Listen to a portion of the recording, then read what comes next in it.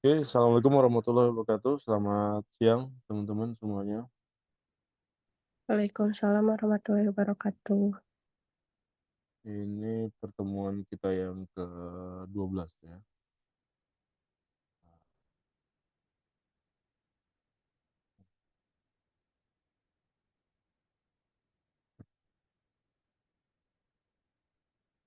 Banyak yang liburan.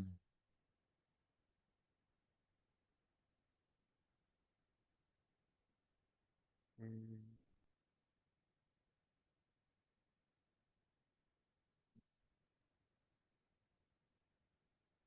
Belum masuk. Saya mau lihat. Oke. Kuis sesi 9 kurang 20 orang ya yang mengerjakan. Eh, Udah ada 55. Kuis sesi 10 baru 49. Kuis sesi 11 baru 38 ya. Kalau yang sesi 9 kalau nggak salah udah close nih, periode pengerjaannya. Sesi 10 sudah close juga, sisa sesi 11 ya. Sesi 11 kalau nggak salah tanggal 10 nih harusnya. Nah, benar ya. Sesi 11 tanggal 10 ya teman-teman. Jangan sampai ketinggalan, mengerjakan. Karena kalau Anda ketinggalan, sayang ya. Eee, Nanti ikut yang susulan nilainya nggak bisa maksimal ya, hanya 80% kayak dulu, biar Anda nggak bingung ngerjain. Kita masuk ke sesi 12. Oke, sesi 12 tuh setting timing, deadline tanggal 20 ya, 20 Juli. Waktu pengerjaan 5 menit, straight, oke. Kalau salah udah minggu kemarin. Oke.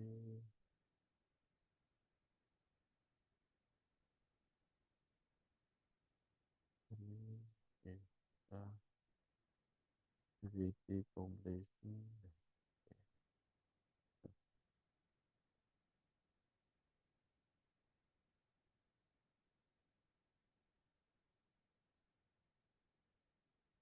Hmm.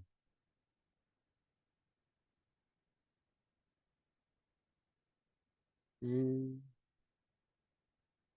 Sesi 12 kuisnya udah saya rilis, eee, deadline-nya tanggal 20 Juli. Oke, masuk ke materi hari ini,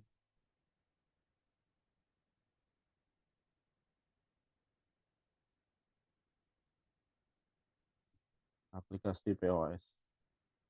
Oke,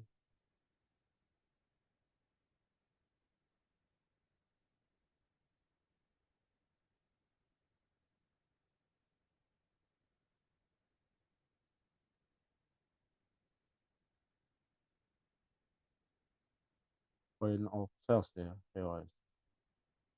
Oke, lumayan ya. Mantap. Oke, di sesi 12 ini kita akan, bicara tentang aplikasi POS, point of sales.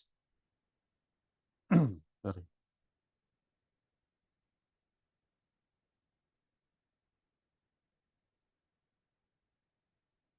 Mmm.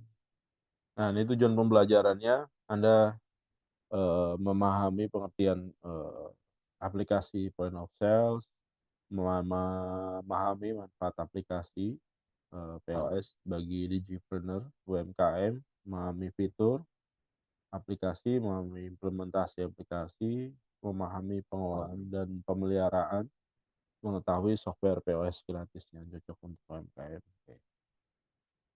Oke, ini pengenalan aplikasi POS. Konsep dasarnya, POS ini sebuah sistem yang digunakan oleh, bisnis untuk memfasilitasi transaksi penjualan kepada pelanggan. Jadi memang, banyak fungsinya dari aplikasi POS ini, khususnya bagi Anda mungkin,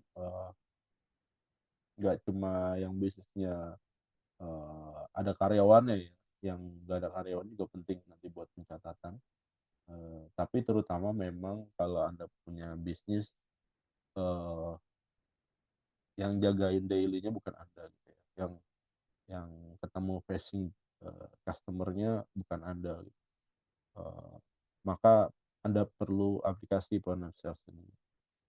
Nah, ini sistem ini mencakup, perangkat keras, perangkat lunak yang bekerja sama untuk mencatat transaksi penjualan, memproses pembayaran, mengelola inventaris, menghasilkan laporan penjualan.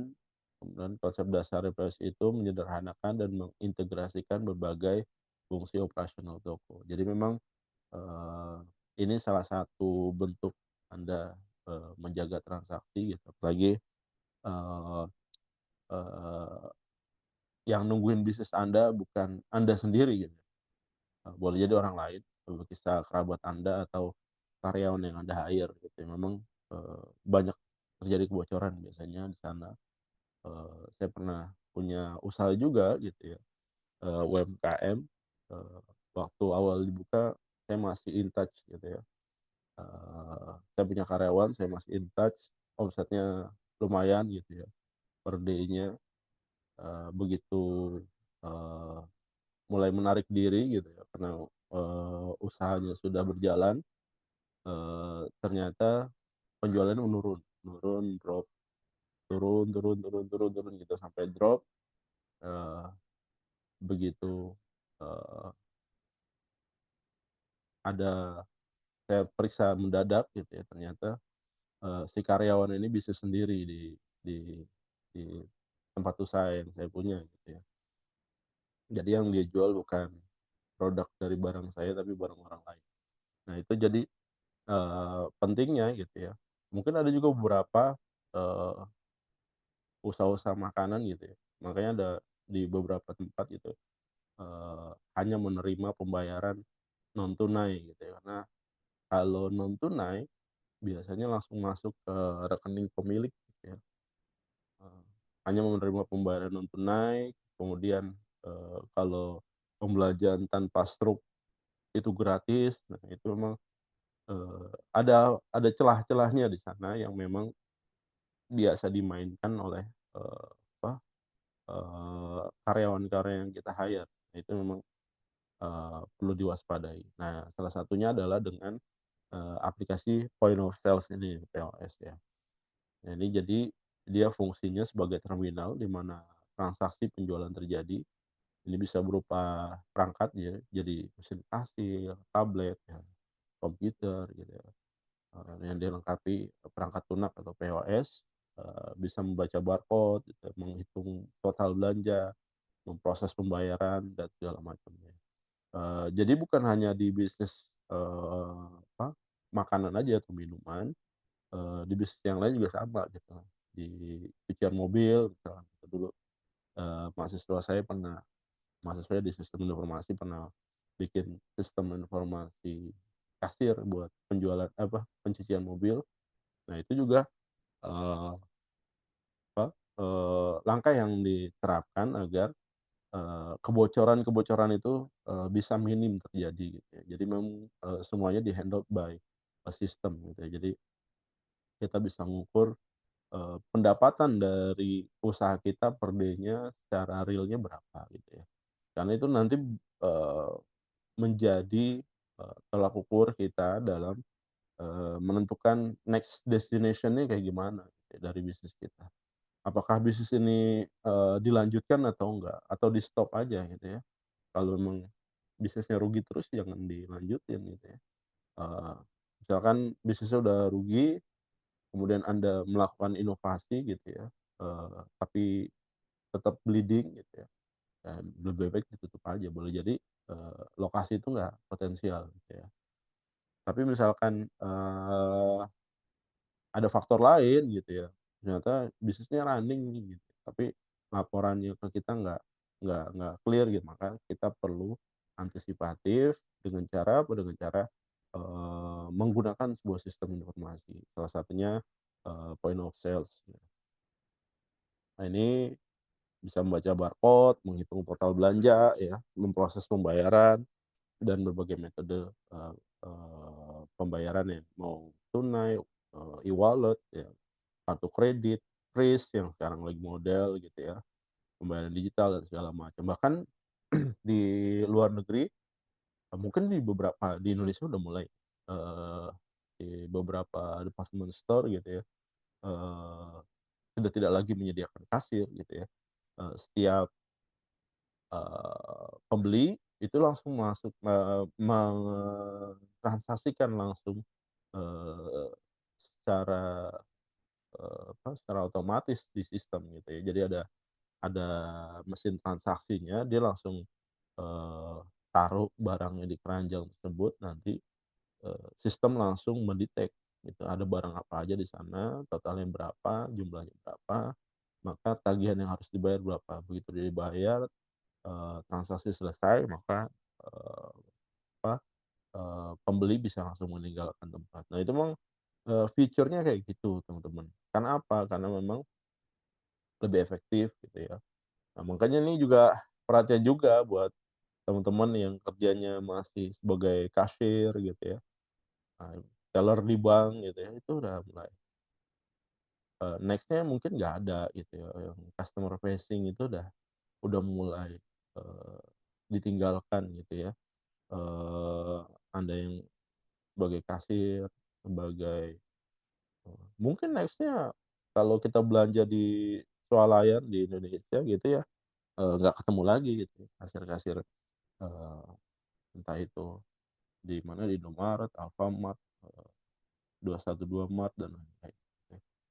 Anda datang ke sana, hanya ketemu dengan security-nya misalkan, kemudian Anda pilih belanjanya, belanjaan barangnya, udah ketemu dari satu keranjang, keranjangnya tinggal taruh di satu lokasi gitu ya, satu tempat transaksi, kemudian, eee, mesin langsung mendetek barang apa aja yang ada di sana, langsung mentotal, tagihan yang harus Anda bayar.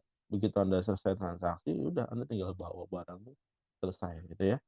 Dengan itu, menghindari kebocoran yang terjadi dan juga, eee, apa, eee, menghemat juga ya, menghemat kos perusahaan untuk menggaji karyawan. Jadi memang, arahnya ke sana ya, termasuk nanti teller di bank gitu ya.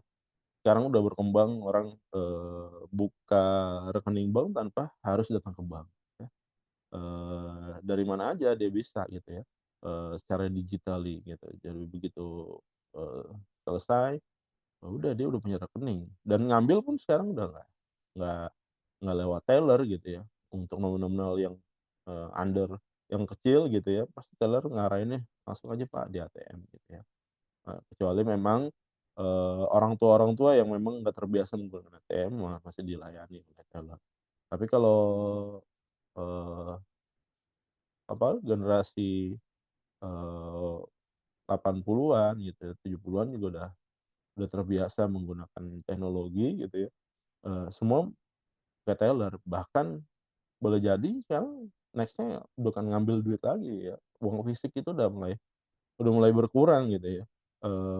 Semua transaksi menggunakan QR code, eee, tinggal transfer dan segala macam, dan biaya transfer juga udah mulai, bersahabat itu ya, dulunya 6.500 sekarang masih sekitar 2.500.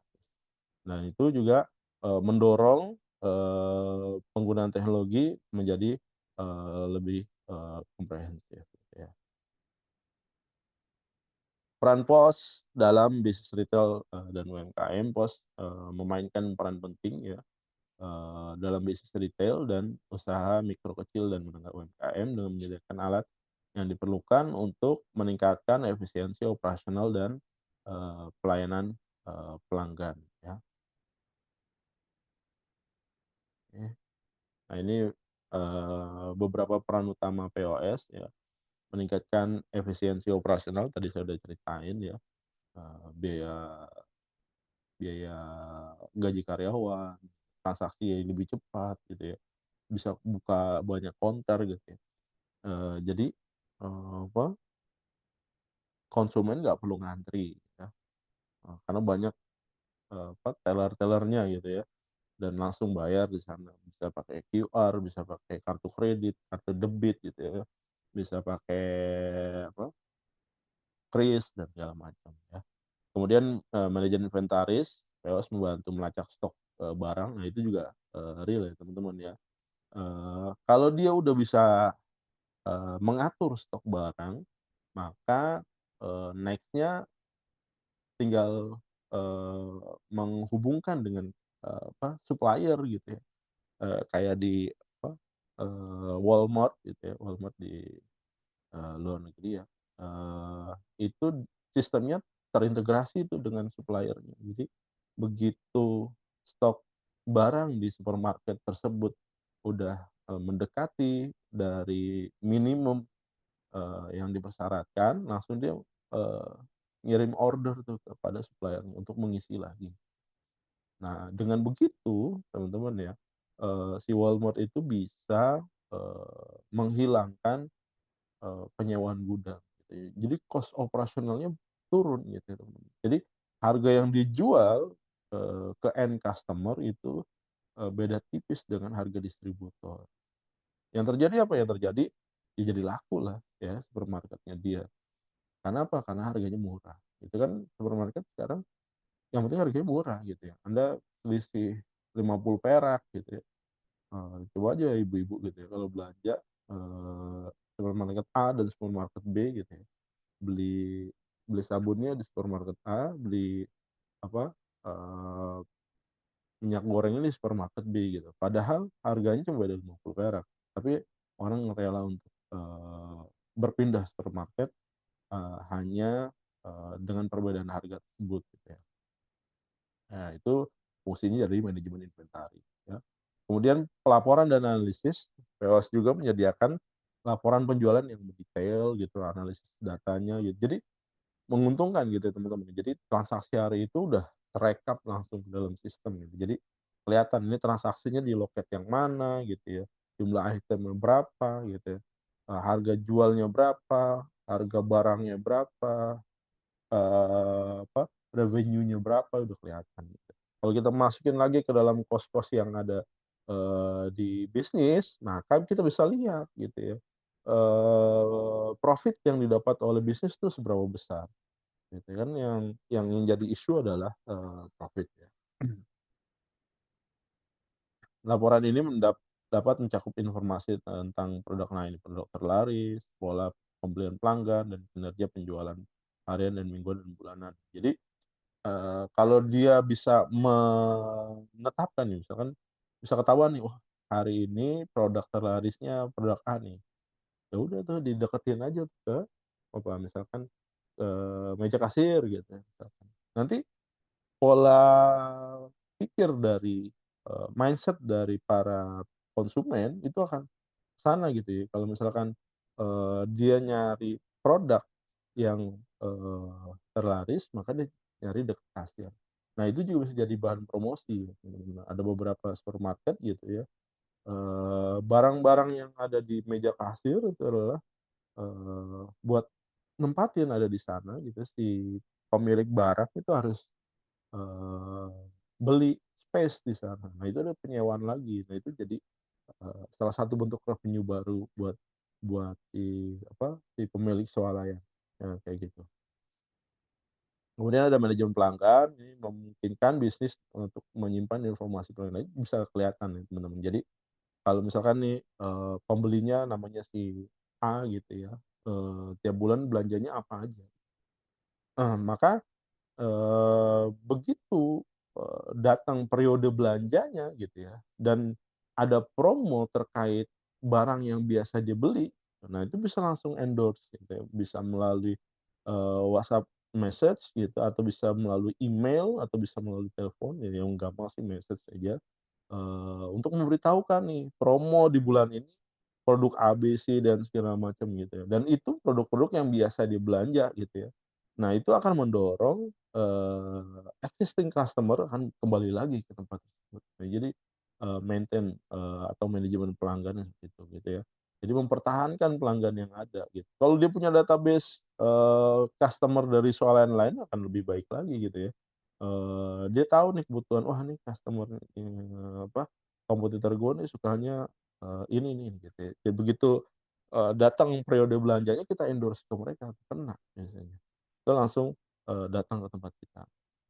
Kemudian POS modern, dilengkapi dengan fitur keamanan yang memastikan bahwa transaksi dilakukan, dengan aman dan data pelanggan terlindungi ya, termasuk enkripsi data, kontrol akses, yang membuat penggunaan sistem hanya pada staf yang berwenang ya.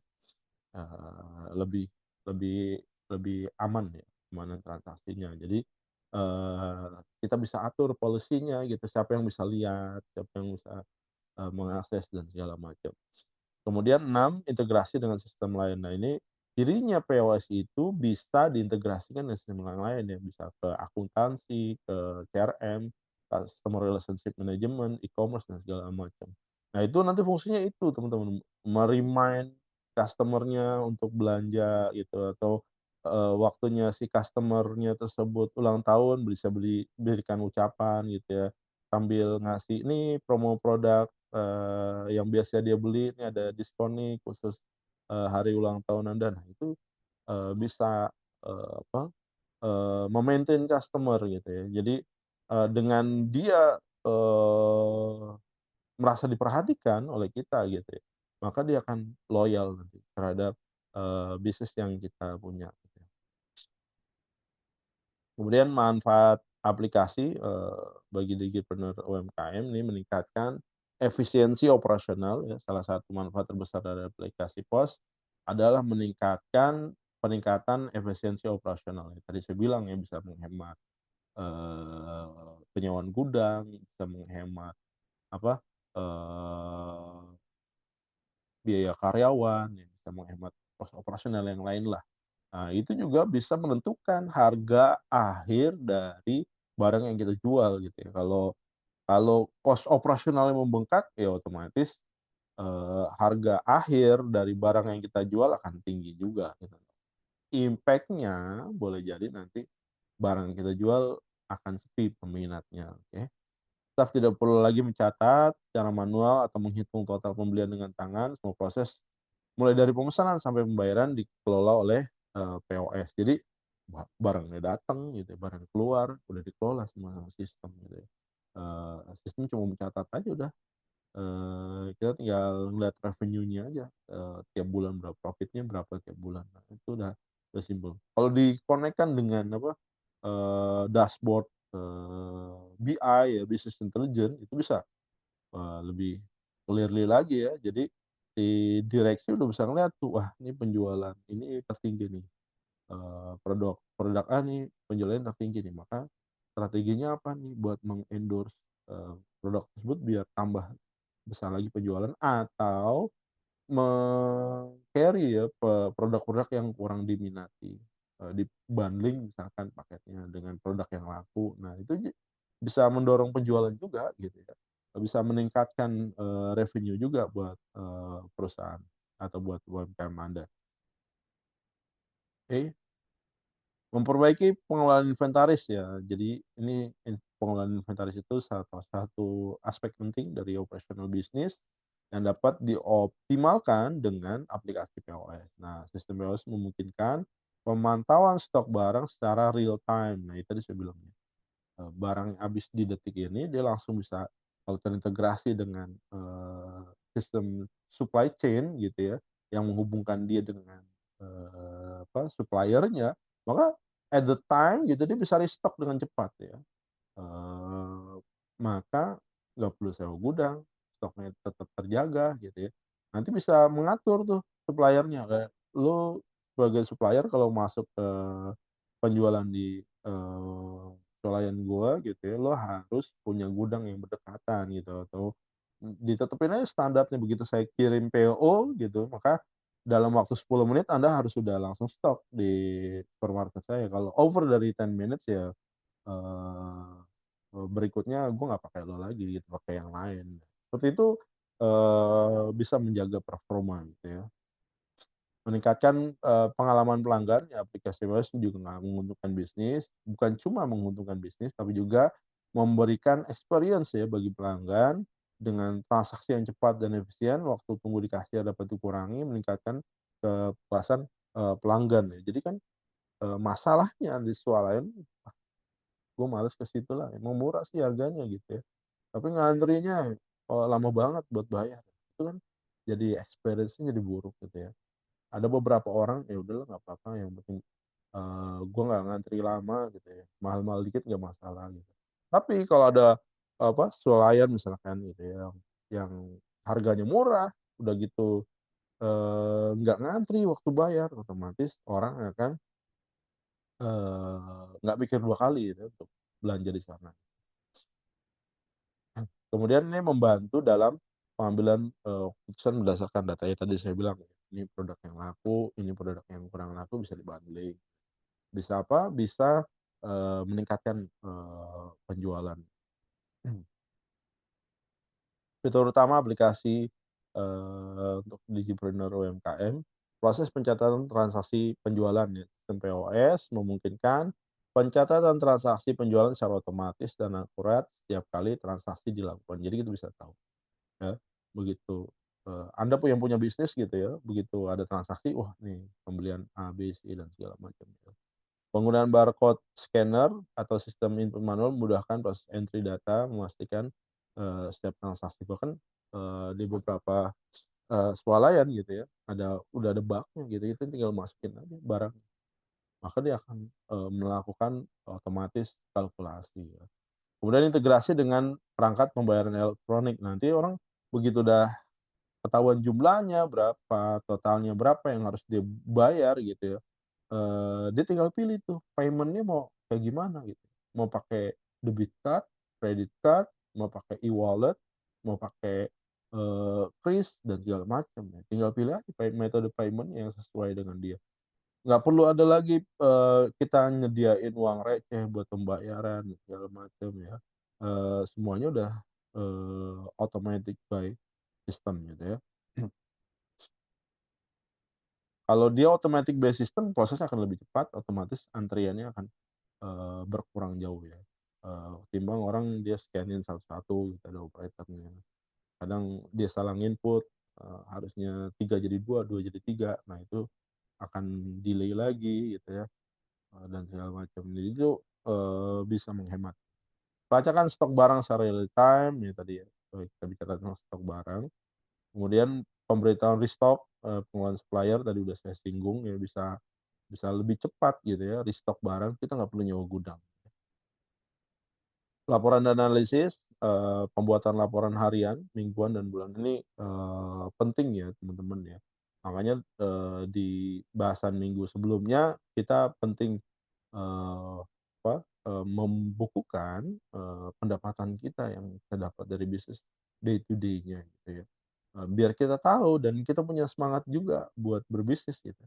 Kalau Anda Ya makanya saran saya, sebelumnya gitu ya, yang di minggu-minggu sebelumnya, kalau Anda bisnis gitu, jangan pakai uang hasil penjualan Anda untuk kebutuhan Anda sehari-hari gitu ya. Biarkan dia closing dulu, tercatat di pembukuan, baru silakan Anda mau pakai gitu. Nah, itu akan menjadi apa ya, akan jadi trigger juga bagi Anda untuk, terus menjalankan roda bisnisnya Anda gitu ya. Kalau misalkan, dari pendapatan langsung Anda pakai, Anda menggunakan gitu ya, maka yang terjadi, semangat bisnis Anda itu akan menurun. Karena apa?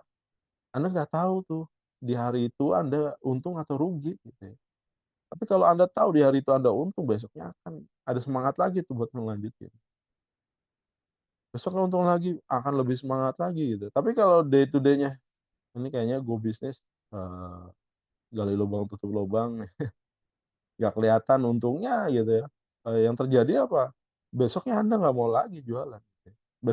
Besoknya Anda nggak mau lagi berbisnis. Nggak jelas nih bisnisnya ya. Makanya seperti itu gitu ya teman-teman.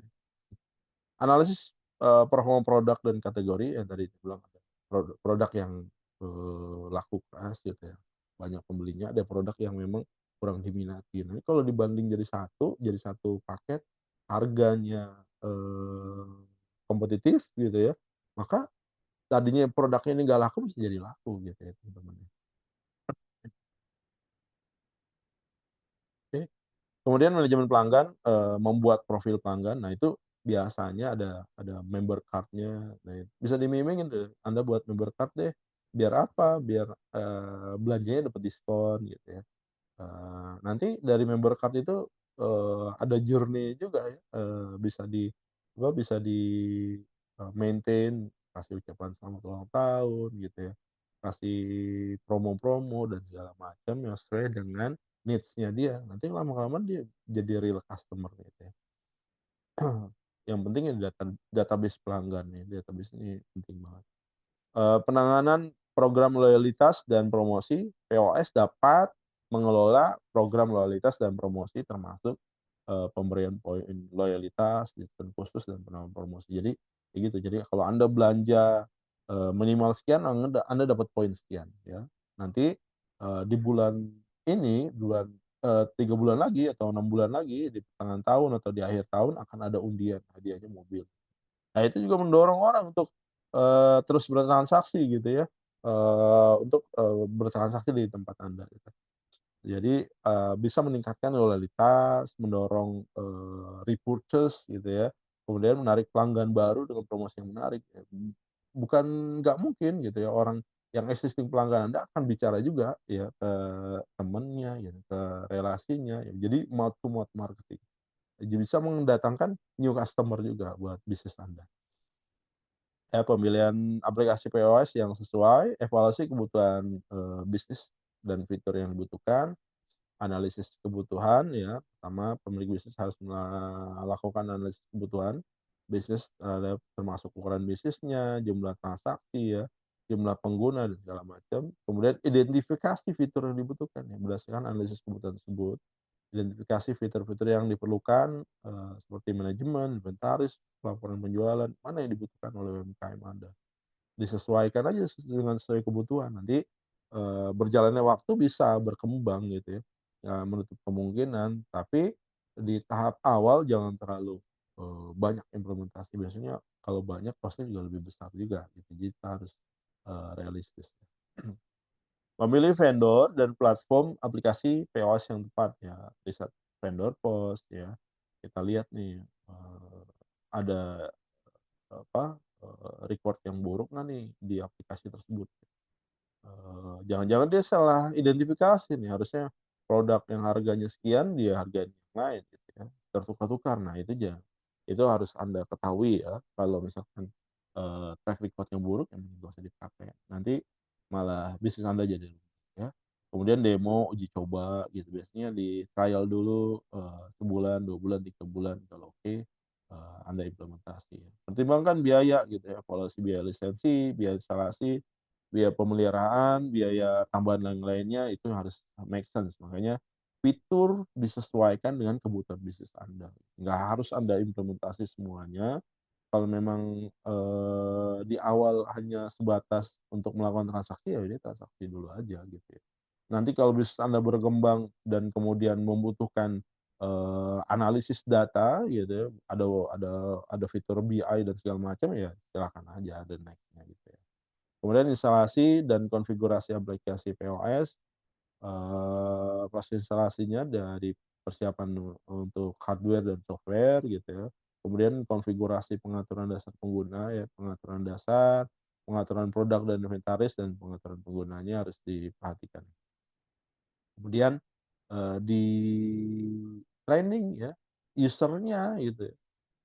Pelatihan pengguna tentang aplikasi POS, apa yang harus dilakukan, karena dia akan memandu customer-nya nanti, melewati journey, history journey-nya gitu ya.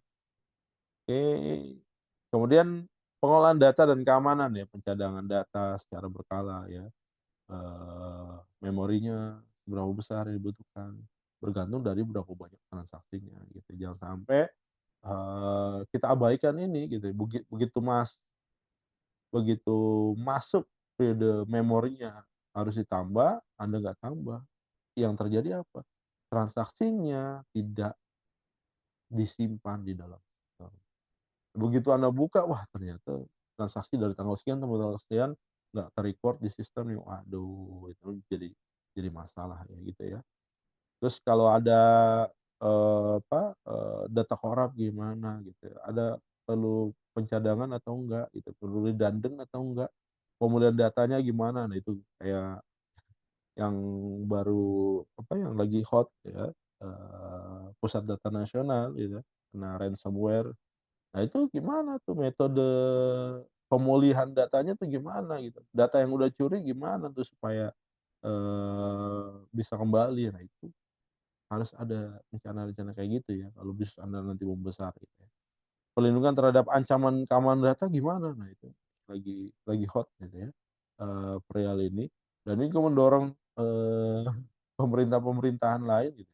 Ini kan PDN, pengelolaannya kalau nggak salah di Bappenas ya, PDN ini atau Kominfo lah saya, Kominfo kayaknya ya.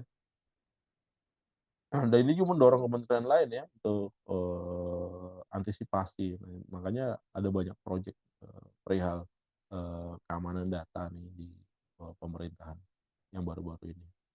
Kemudian pembaharuan perangkat lunak, ya menjaga aplikasi OS tetap terupdate dengan pembaharuan perangkat lunak secara terbaru, mau dia otomatis gitu ya, keuntungan dari updating dan segala macam ya. Memantau pembaruan fitur dan perbaikan bugs biasanya pasti ada bug-nya gitu ya. Eee, Semakin, banyak digunakan nanti kelihatan bug-nya, nanti bisa disempurnakan gitu ya, perbaikan bug sampai dia mature gitu ya, standar lah biasanya gitu. Catatan pembaruan, evaluasi fitur baru dan segala macam. Makanya Android Anda setiap hari selalu berkembang gitu ya. Tujuannya apa? Tujuannya, mengamankan data Anda juga gitu ya. Karena kalau, modelnya sama seperti itu gitu, nggak pernah ada updating dan segala macam, boleh jadi one day akan kena hack juga gitu ya. Mhm. Dukungan teknis, dan troubleshooting menyediakan akses, dukungan teknis bagi pengguna, kemudian, layanan pelanggannya pastikan akses layanan pelanggan dan pengguna teknis yang disediakan oleh vendor POS baik melalui telepon, email, live chat gitu ya. Tim internal, siapkan tim internal, penanggung jawab yang memiliki pemahaman mendalam tentang aplikasi POS dan dapat membantu menyelesaikan masalah yang muncul. Menangani masalah teknis dan troubleshooting ya, prosedur troubleshooting-nya gimana, pelaporan masalahnya gimana, pemecahan masalahnya gimana, gitu. Itu harus, dipahami sama orang yang, daily in charge di bisnis Anda itu. Apakah kalau Anda yang turun, berarti Anda harus paham. Kalau nggak paham, ya jadi trouble gitu ya. Trouble sekali aja udah pelanggan udah buyar gitu ya, teman-temannya aja. Kemudian ada software, POS gratis yang cocok untuk UMKM, ada Omega POS ya, software POS gratis yang digunakan pada smartphone Android ya. Kemudian ada Mocha juga, Mocha ya, banyak yang pakai Mocha ya, dan lumayan simpel gitu ya. Kemudian ini ada biaya purchase-nya juga ya, sekitar 300.000 ya kalau mau melanjutkan gitu, dan banyak dipakai di coffee shop juga pakai Mocha. Oke, ada Liveverse gitu ya, ini software POS gratis dapat diunduh di smartphone atau tablet berbasis Android dan iOS gitu ya. Oke, ada Kasir pakai Q, ini software POS gratis yang cocok untuk usaha food dan beverage ya, fashion, toko retail, online shop dan segala macam. Nah, untuk upgrade ke versi Pro-nya bayar 150.000 ya, biasanya standar lah. Fitur-fitur utamanya fitur sederhananya gratis, tapi begitu masuk ke fitur utamanya, dia harus bayar. Kalau Omega POS 125.000, Mocha 300 gitu ya. Livers, 70.000, Kasir 150.000. Nanti disesuaikan dengan kebutuhan Anda dan dilihat mana yang lebih proper buat bisnis Anda gitu. Ada Allsera ya, ini Allsera Pos tersedia di versi Lite gratis, versi basic dan premium dengan biaya harian, bulan, tahun juga ya. Ada Pawon, ini aplikasi cloud yang cocok dimiliki, dan mengelola beberapa toko sekaligus ya. Ini basic-nya perlu bayar 150, Pro-nya di harga 300 ya. Oke, lanjut. Setelah Pawon ada Kehat ya, ini, memanfaatkan, PC ya dengan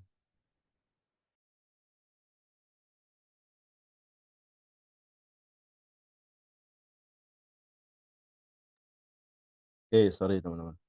Kehat nih, dia based on Windows ya, operasionalnya. Jadi kalau Anda pakai ini ya pastikan, device Anda support Windows gitu ya. Ada Chromis POS gitu, kemudian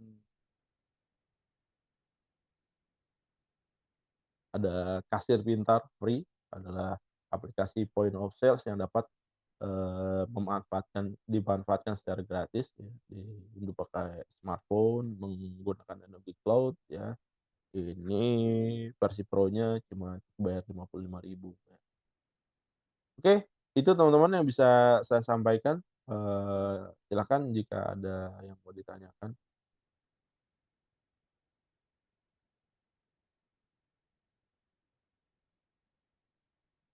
Silakan teman-teman yang mau ditanyakan.